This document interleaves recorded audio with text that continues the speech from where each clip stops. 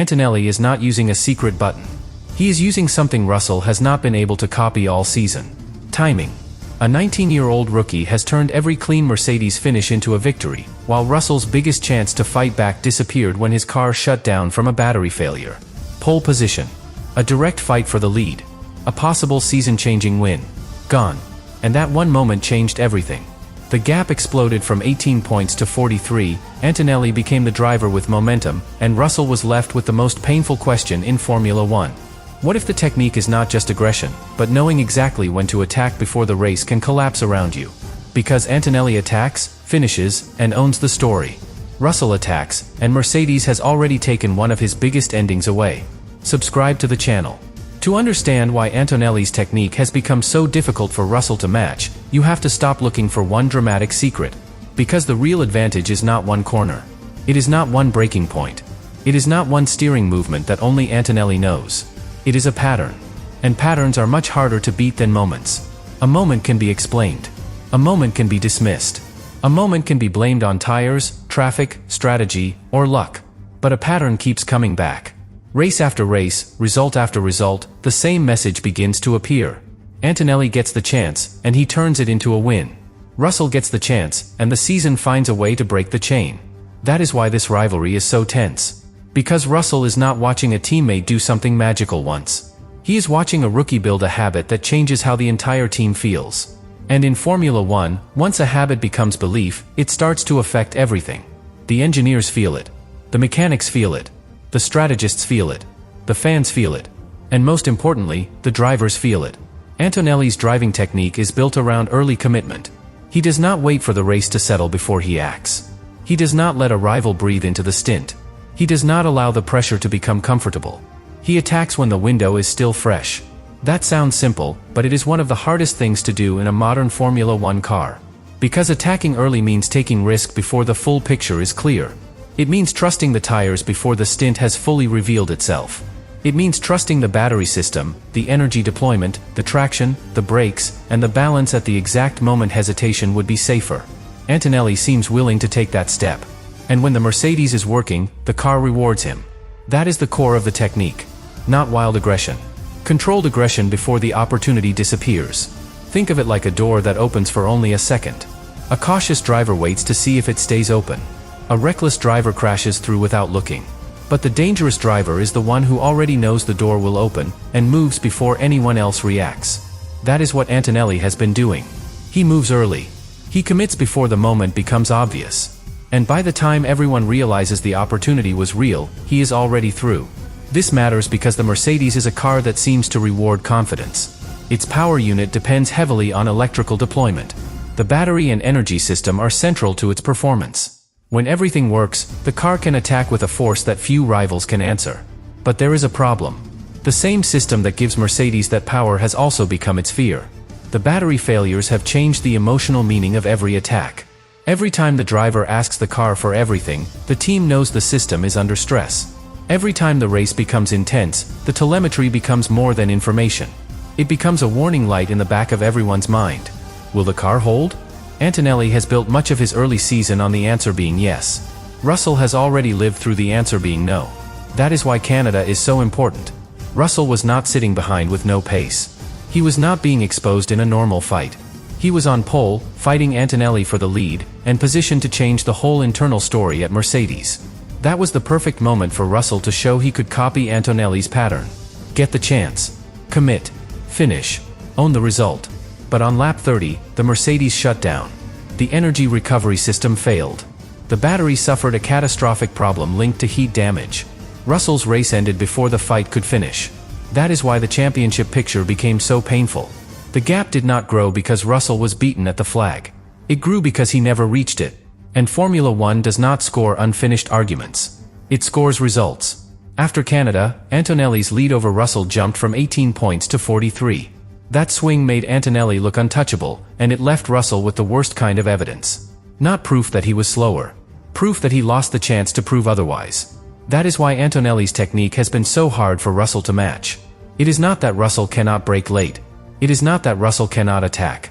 It is not that Russell cannot use the Mercedes energy deployment when the car is healthy. The problem is that Antonelli has been completing the chain. Russell has had the chain broken.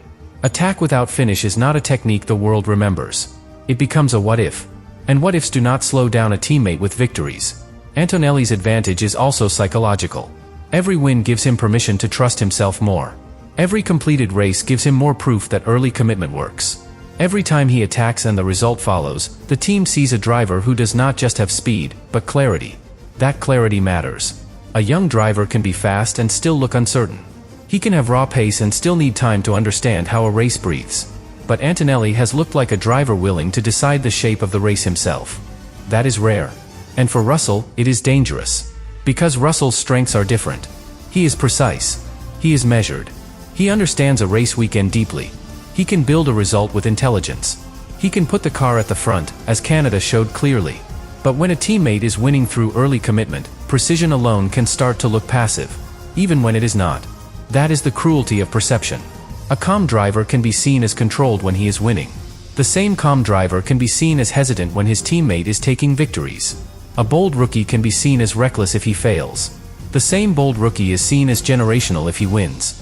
Antonelli has been winning, so the interpretation favors him. This is how a teammate battle begins to shift inside a team without anyone saying it openly. The garage starts to respond to results. The media starts to build a story. Every debrief is heard through the championship gap. Every small moment becomes part of a bigger argument. Antonelli attacks early because he believes the race belongs to him. Russell has to attack while carrying the weight of needing to prove it still belongs to him too. That is a different pressure.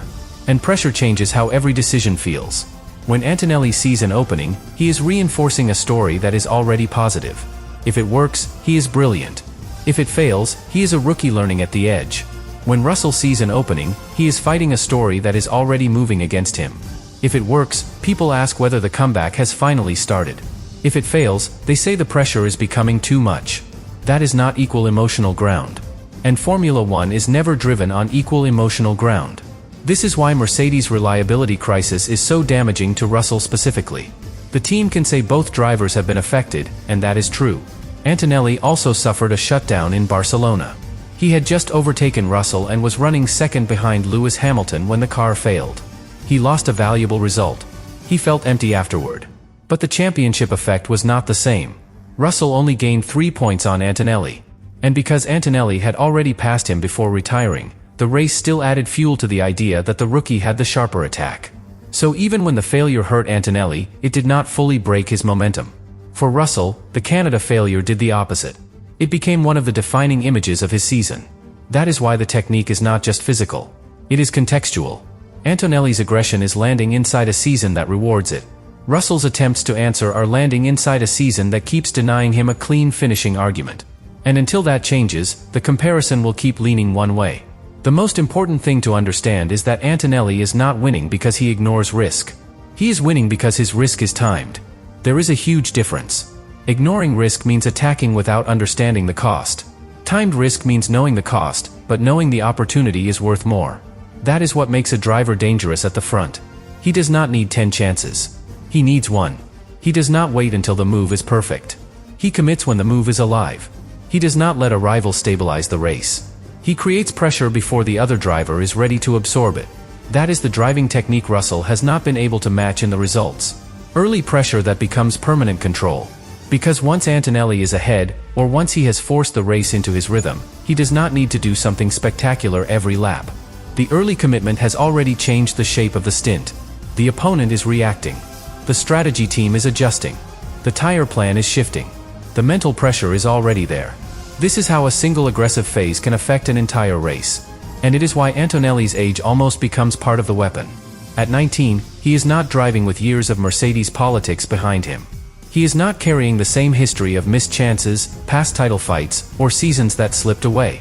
He is driving like the opportunity is immediate, because for him, it is. This is his first great opening. And he is treating it like it may never come again. That urgency creates edge. Russell has urgency too, but it is different. Russell's urgency comes from knowing this should be his moment. He has waited. He has developed. He has led the team through harder years. He has earned the right to fight for a title in a strong Mercedes. Then Antonelli arrives and starts taking the season. That creates a heavier kind of urgency. Not youthful hunger. Career pressure. And career pressure can make every race feel like a referendum. That is why Russell needs one clean statement result so badly. He needs a race where the car does not fail, where the battery holds, where Antonelli is beaten directly, and where the argument finally reaches the finish line. Because without that, the story remains unfinished. And unfinished stories are dangerous when the other driver is already winning finished ones. Mercedes know this cannot continue forever. A team can manage tension when both drivers trust the car. It can manage rivalry when the results feel fair. But if reliability keeps interfering, frustration builds in strange ways. One driver feels denied. The other feels doubted. The team feels blamed. And the car becomes the third competitor inside its own garage. That is where Mercedes are now. They have the fastest weapon, but not the cleanest battlefield. They have a rookie converting opportunity into wins, and a proven driver whose most important chance was cut short by the same technical crisis threatening the whole team. So the first block of this story is not about one magic technique. It is about the foundation of Antonelli's advantage. Early commitment, full trust, and completed opportunities. That is what Russell has been unable to copy all season, not because he lacks the skill, but because the season has not allowed him to complete the same pattern. And until Russell breaks that pattern, Antonelli will keep holding the most powerful advantage in any teammate rivalry. Not just speed. Belief. But once Antonelli's pattern becomes clear, the next question becomes impossible to avoid. Why has Russell not been able to answer it? Because Russell is not slow. That is the part that makes this rivalry so tense. He has already proven he can win in this Mercedes. He has already shown he can put the car on pole. He has already shown he can fight Antonelli directly when the car gives him the chance. So if the speed is there, why does Antonelli still look like the driver taking control? The answer is hidden in the difference between pace and pressure. Pace is what a driver can do when the lap is clean, the tires are ready, the car is balanced, and the plan is clear. Pressure is what a driver does when the race starts moving faster than the plan. Antonelli has been exceptional in those pressure moments. He does not wait for permission from the race. He forces decisions early. He attacks before the opponent settles. He turns a narrow opening into a permanent change in the race. Russell, by contrast, has often needed the race to give him a complete platform. When that platform is there, he can be extremely strong. But this season, the platform has not stayed complete for long enough when it mattered most. That is the painful difference. Antonelli's technique is built on forcing the race to respond to him. Russell has been stuck waiting for the race to stop interrupting him. Canada is still the clearest example. Russell had the perfect platform. Pole position. Front-running pace. A direct fight with Antonelli. A chance to reset the Mercedes hierarchy.